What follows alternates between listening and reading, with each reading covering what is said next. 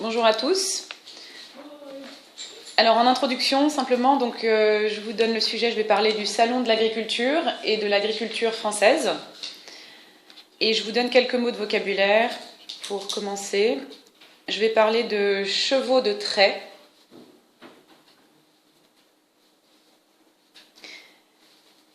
de marge bénéficiaire, je vais parler de remembrement des parcelles,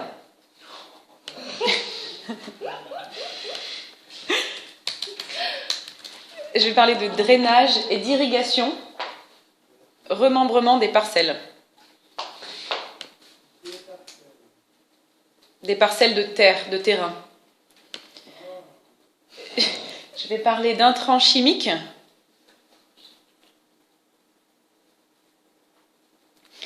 de production excédentaire et déficitaire.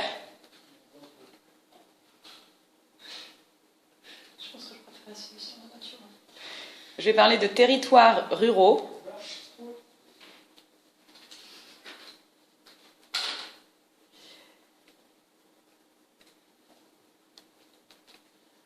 Je vais parler de valeur ajoutée brute.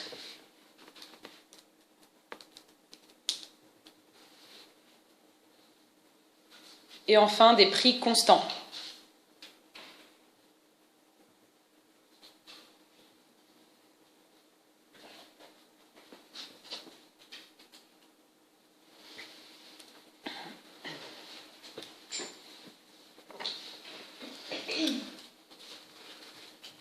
Alors, je commence.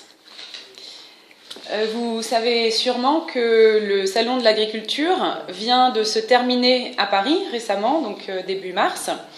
Ce grand rassemblement qui est un rendez-vous annuel des agriculteurs, des éleveurs et aussi des maraîchers français et qui a lieu au parc des expositions de la Porte de Versailles, donc à Paris. Alors c'est en fait pour les exploitants une vitrine commerciale leur permettant de donc, montrer leurs produits. Et pour le grand public, eh bien, c'est l'occasion de découvrir leurs produits, le terroir et le savoir-faire aussi de l'agriculture française. Alors, qu'est-ce qu'on peut y voir donc à ce salon de l'agriculture ? Eh bien, on peut découvrir quasiment toutes les races bovines élevées en France. On peut assister à la remise des prix de la meilleure race de l'année. On peut également voir la mascotte de l'année, assister à des courses de chevaux de trait. On peut aussi déguster plusieurs sortes de lait aromatisés à toutes les saveurs. Enfin bref, c'est pas mal de découvertes pour un citadin. Alors certains adorent s'y rendre, c'est un peu leur rendez-vous annuel avec des groupes d'amis pour passer un bon moment, boire un petit coup de rouge, ce qui est très classique pour des Français, des Parisiens.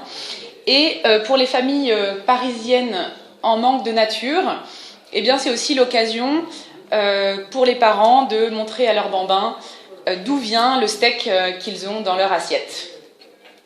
Donc c'est assez amusant car en fait c'est comme une immense ferme en plein milieu de la ville. Alors personnellement, donc moi je m'y suis rendue il y a 2 ans et mon expérience a été assez mitigée. J'ai beaucoup aimé l'ambiance terroir, le côté bon vivant, la dégustation des huîtres fraîchement pêchées. J'ai bien aimé aussi le fait d'entendre des accents régionaux, ce qui n'est pas forcément fréquent dans la capitale. Et puis de déambuler dans les allées, comme ça c'est immense, donc il y a beaucoup de choses à découvrir. Mais en fait c'est un événement, comme vous imaginez, qui attire énormément de personnes. En 2019, il y a eu 630 000 visiteurs. Et donc finalement, quand j'y étais, je n'avais qu'une envie, c'était de fuir au bout de 2 heures, c'était tellement bondé. Et pourtant, je ne suis pas claustrophobe, mais voilà, c'est vraiment le genre d'événement qui devient victime de son succès finalement. Dans tous les cas, que l'on apprécie ou non ce type d'événement, je me suis dit que c'était une bonne occasion de faire un petit tour d'horizon de l'agriculture française, à travers donc quelques chiffres et un petit retour historique. Alors vous n'êtes pas sans savoir que la France a été et est toujours un grand pays agricole. La France est devenue le premier pays agricole de l'Union européenne, avec 18% du produit agricole européen. C'est aussi un grand exportateur. En 2011, la France était le 3e pays exportateur mondial de produits agroalimentaires, ex aequo avec le Brésil. Alors cette réussite, on la doit à une kyrielle de décisions, de réformes, de lois qui ont été mises en place par le gouvernement après la Seconde Guerre mondiale. Et donc je vous propose de voir un petit peu plus en détail comment donc le monde agricole a évolué en France pour arriver à la place qu'il occupe actuellement. Alors depuis le début du siècle dernier, l'agriculture et le monde français rural ont connu des changements très profonds qu'un historien a qualifié de, je cite, « grand chambardement ». Tout simplement parce qu'il était indispensable à ce moment-là d'assurer une autosuffisance alimentaire à une population qui avait souffert de nombreuses restrictions pendant toute l'occupation allemande. Et donc pour arriver à cette autosuffisance, différents leviers complémentaires ont été créés, des leviers juridiques, des leviers économiques et techniques.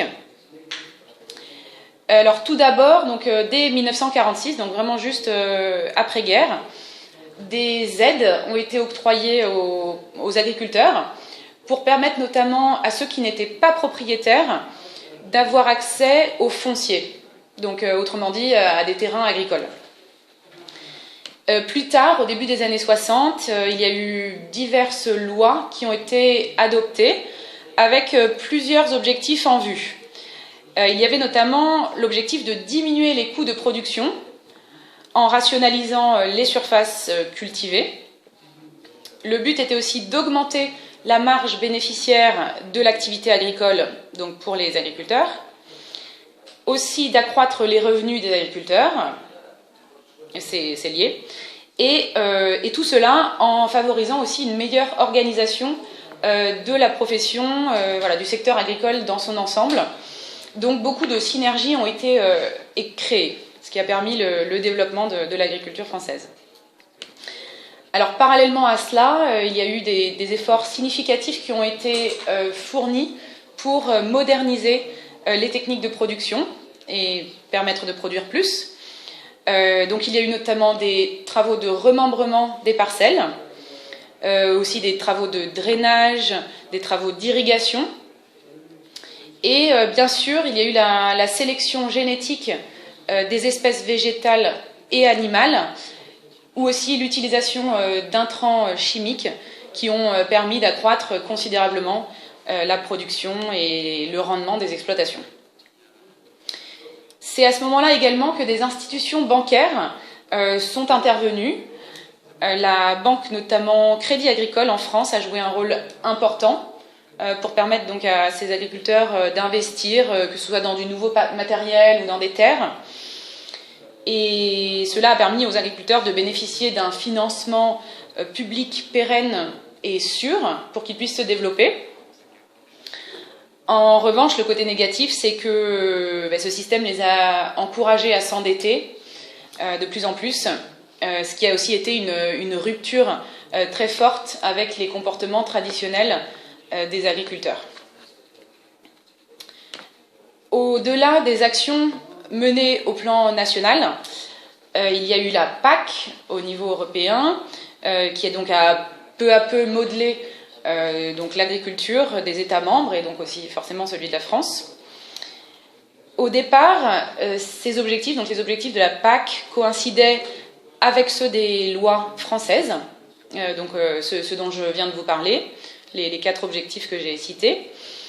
Et puis, en fait, peu à peu, les mesures financières de la PAC ont été surtout utilisées pour orienter la production et pour notamment résorber la production qui était devenue excédentaire. Donc, comme par exemple le lait, c'est là qu'il y a eu l'instauration des quotas laitiers en 1984, voilà, pour limiter cette production de lait. Et en parallèle, la PAC a aussi permis de soutenir d'autres productions qui étaient déficitaires.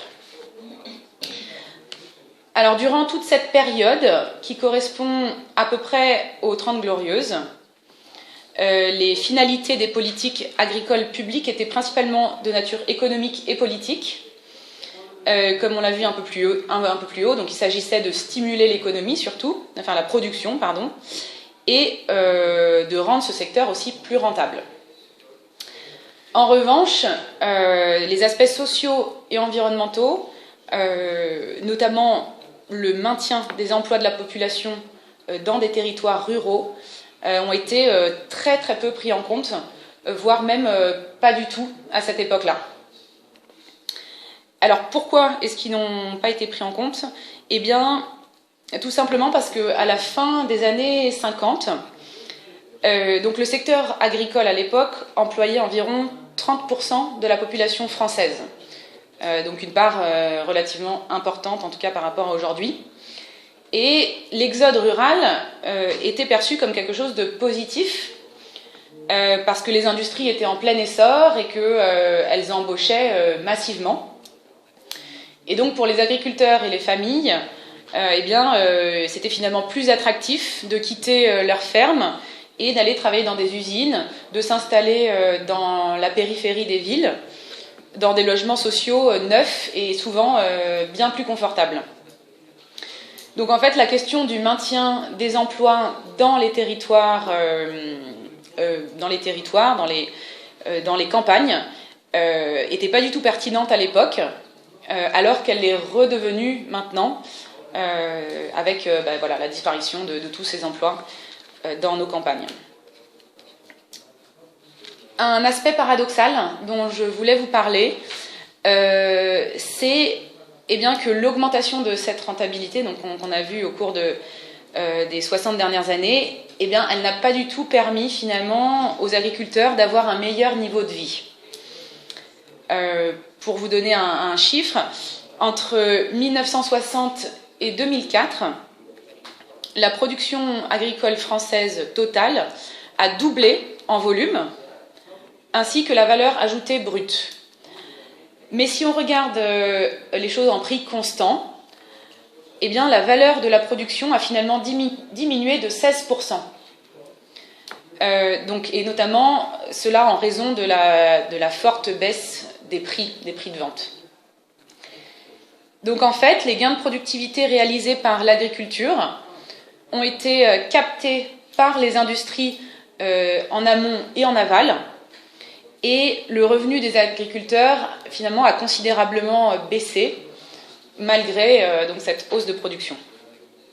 Et je suis tombée sur cette phrase d'un agriculteur qui dit, je cite, « Nous nourrissons la population, mais l'agriculture ne nous nourrit pas. » Donc voilà, c'est un constat malheureux de la dure réalité d'un marché mondialisé tel qu'on le connaît actuellement.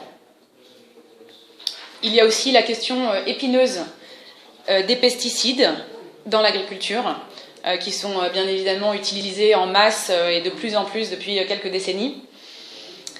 Mais c'est une question qui n'est pas facile, puisque si nous voulons continuer à nourrir les 7 milliards d'hommes qui vivent sur notre planète, il faut choisir entre deux modèles. Bon, je schématise un peu, mais c'est la tendance. C'est que soit on aura une agriculture sans pesticides, mais alors il va falloir poursuivre la déforestation pour avoir plus de terres exploitables, soit stopper la déforestation, mais malheureusement continuer à utiliser des pesticides pour garder les mêmes rendements. Donc c'est un peu ce qu'on pourrait qualifier de dilemme cornélien, et malheureusement la solution parfaite n'a pas encore été trouvée jusqu'à présent. À cela, la FAO recommande de développer l'agriculture familiale une petite touche d'espoir en tenant compte du contexte local et des ressources locales propres à chaque territoire. Et donc en prenant en compte ces spécificités, eh bien, les rendements pourraient être maintenus